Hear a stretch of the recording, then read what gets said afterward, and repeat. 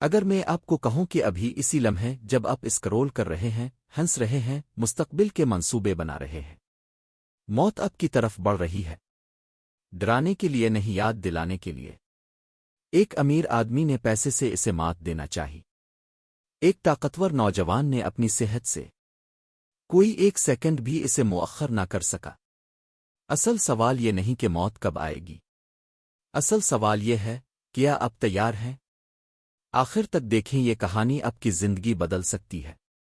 آپ موت سے نہیں بھاگ سکتے، ایک طاقتور اسلامی سبق جو دل ہلا دے گا۔ کلاس روم بالکل خاموش تھا، سوائے اس پرانی گھڑی کی ہلکی سی ٹک ٹک کے جو وائٹ بورڈ کے اوپر لگی ہوئی تھی۔ باہر آسمان سیاہ بادلوں سے بھر رہا تھا، اور ہوا کھڑکیوں سے ٹکرا رہی تھی جیسے وہ کسی اور دنیا کے راز اپنے ساتھ لائی ہو۔ تمام طلبہ جا چکے تھے، لیکن ایک لڑکا آخری قطار میں بیٹھا رہ گیا تھا۔ اس کا نام ایان تھا۔ اس کی آنکھیں بے چین تھیں، دل بوجھل تھا، اور ذہن زندگی، موت اور تقدیر کے سوالوں سے بھرا ہوا تھا۔ سامنے اس کے استاد کریم کھڑے تھے، جو نہ صرف اپنے علم بلکہ اپنے چہرے پر موجود سکون کی روشنی کی وجہ سے بھی پہچانے جاتے تھے۔ وہ کئی ہفتوں سے ایان کی خاموشی محسوس کر رہے تھے۔ اس دن انہوں نے نرمی سے اسے اپنے پاس بلایا۔ ایان، انہوں نے آہستہ سے کہا، تمہارا دل تمہارے بستے سے زیادہ بھاری کیوں لگ رہا ہے؟ ایان نے مسکرانے کی کوشش کی مگر ناکام رہا۔ سر، مجھے ڈر لگتا ہے۔ کس بات کا ڈر؟ موت کا؟ مستقبل کا؟ سب کچھ کھو دینے کا؟ میں دیکھتا ہوں لوگ پیسے، شہرت اور کامیابی کے پیچھے بھاگ رہے ہیں۔ میں بیماری اور حادثے دیکھتا ہوں۔ میں سنتا ہوں کہ نوجوان اچانک مر جاتے ہیں۔ مجھے لگتا ہے کہ میں کسی چیز سے بھاگ رہا ہوں، لیکن مجھے خود نہیں معلوم وہ کیا ہے۔ استاد آہستہ آہستہ کھڑکی کی طرف گئے اور باہر جمع ہوتے طوفان کو دیکھنے لگے۔ آؤ میرے پاس بیٹھو، انہوں نے کہا۔ جب ایان ان کے پاس بیٹھ گیا تو استاد نے دھیمی آواز میں کہا، کیا تم جانتے ہو کہ علی ابن ابی طالب نے کیا فرمایا تھا؟ انہوں نے کہا تھا، جب تم دنیا سے بھاگ رہے ہوتے ہو اور موت تمہاری طرف آ رہی ہوتی ہے تو ملاقات میں کوئی تاخیر نہیں ہوتی۔ ایان نے گہرا سانس لیا۔ سر، میں اسے پوری طرح نہیں سمجھ پایا۔ استاد مسکرائے۔ پھر میں تمہیں ایک کہانی سناتا ہوں۔ انہوں نے کرسی سے ٹیک لگائی اور ان کی آواز بدل گئی جیسے وہ کسی اور زمانے کا دروازہ کھول رہے ہوں۔ ایک شہر میں سلمان نام کا ایک نوجوان رہتا تھا۔ وہ شہر شور، چمک دمک اور مصروفیت سے بھرا ہوا تھا۔ بچپن سے اس کا ایک ہی خواب تھا، طاقتور اور امیر بننا۔ وہ سمجھتا تھا کہ پیسہ اسے درد اور موت سے بچا لے گا۔ وہ کہا کرتا تھا، اگر میرے پاس کافی دولت ہو تو میں ہر خطرے سے بچ سکتا ہوں۔ وہ آخرت کی بات کرنے والوں پر ہنستا تھا۔ کہتا تھا، مجھے ابھی جینے دو، موت کے بارے میں بعد میں سوچوں گا۔ سلمان دن رات محنت کرتا رہا۔ جہاں ضرورت پڑی دھوکا دیا، جہاں فائدہ ہوا جھوٹ بولا، اور لوگوں کو پیچھے چھوڑ کر اوپر چڑھتا گیا۔ اس کے والدین اسے نماز کی یاد دہانی کرواتے، مگر وہ کہتا، بعد میں اس کی ماں کہتی، بیٹا یہ دنیا عارضی ہے۔ وہ جواب دیتا، میں کچھ مستقل بنا رہا ہوں۔ سال گزر گئے اور سلمان شہر کے امیر ترین لوگوں میں شامل ہو گیا۔ اس کے پاس اونچی عمارتیں تھیں، مہنگی گاڑیاں تھیں، اور لوگ اس کے آگے جھکتے تھے۔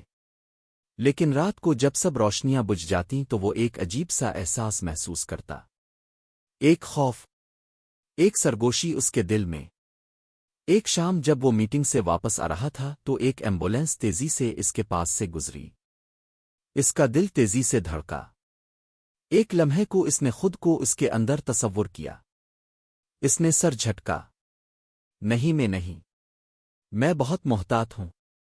میں بہت کامیاب ہوں۔ لیکن اس رات اس نے ایک خواب دیکھا۔ خواب میں وہ ایک صحرا میں بھاگ رہا تھا۔ آسمان آگ کی طرح سرخ تھا۔ اس کے پیچھے قدموں کی آواز آ رہی تھی، بھاری، مسلسل، نہ رکنے والے قدم۔ وہ تیز دوڑا۔ ریت اس کے قدم نگل رہی تھی۔ اس نے پیچھے مڑ کر دیکھا مگر صرف ایک سایہ اس کے قریب آتا دکھائی دیا۔ تم کون ہو؟ وہ چیخا۔ سایہ خاموش رہا۔ وہ دور ایک محل کی طرف بھاگا۔ اگر وہاں پہنچ گیا تو محفوظ ہو جاؤں گا، اس نے سوچا۔ لیکن جیسے ہی دروازے تک پہنچا وہ مٹی میں بدل گیا۔ وہ دوسری سمت بھاگا۔ اسے اپنی بینک کی عمارت نظر آئی۔ اندر داخل ہوا تو دیواریں ٹوٹ کر گر گئیں۔ قدموں کی آواز اب بہت قریب تھی۔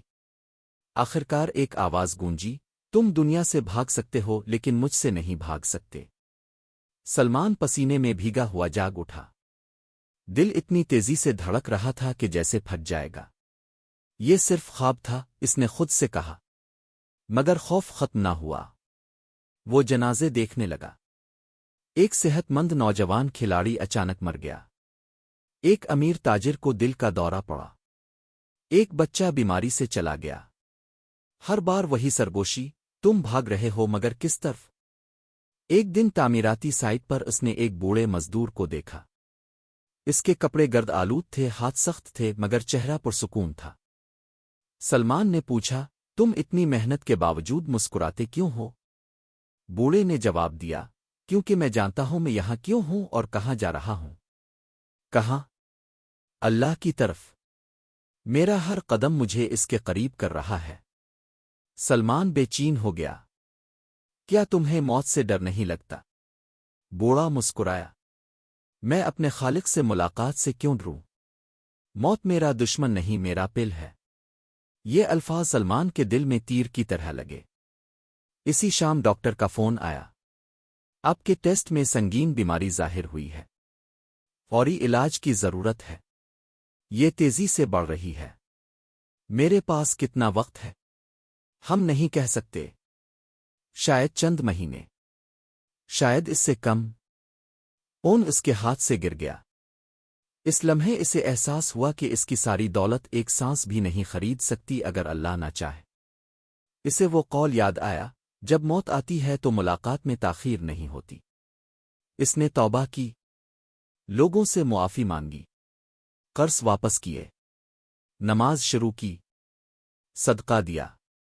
بیماری بڑھتی گئی، جسم کمزور ہوتا گیا مگر ایمان مضبوط ہوتا گیا۔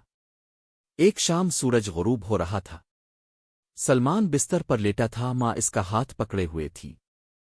اس نے دھیمی آواز میں کہا، میں دنیا سے بھاگ رہا تھا، سمجھتا تھا کامیابی کی طرف جا رہا ہوں، مگر میں تو اس لمحے کی طرف آ رہا تھا۔ اب میں نہیں بھاگ رہا۔ اس نے کلمہ پڑھا اور آنکھیں بند کر لیں، اور وہ قدموں کی آواز جو کبھی خوفناک تھی اب نرم ہو چکی تھی۔ استاد کریم خاموش ہو گئے۔ باہر بارش شروع ہو چکی تھی۔ ایان کی آنکھوں میں آنسو تھے۔ کیا وہ پرسکون مرا؟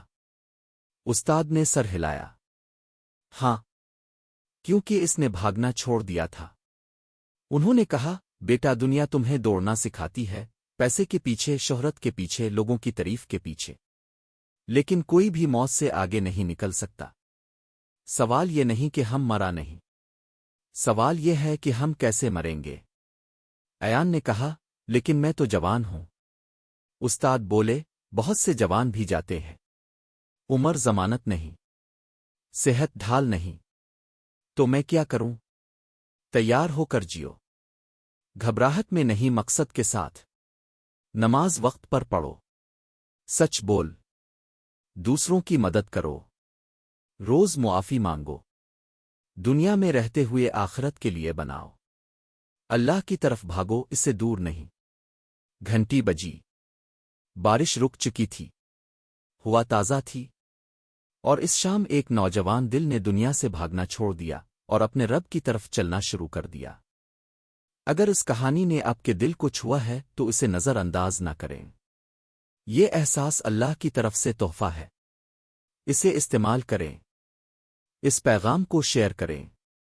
چینل کو سبسکرائب کریں تاکہ ایسے ایمان افروز پیغامات اب تک پہنچتے رہیں۔ نوٹیفیکیشن آن کریں اور کمنٹ میں لکھیں، میں تیار رہنا چاہتا ہوں۔ آئیے مل کر صرف دنیا کے لیے نہیں، آخرت کے لیے بھی بڑھیں۔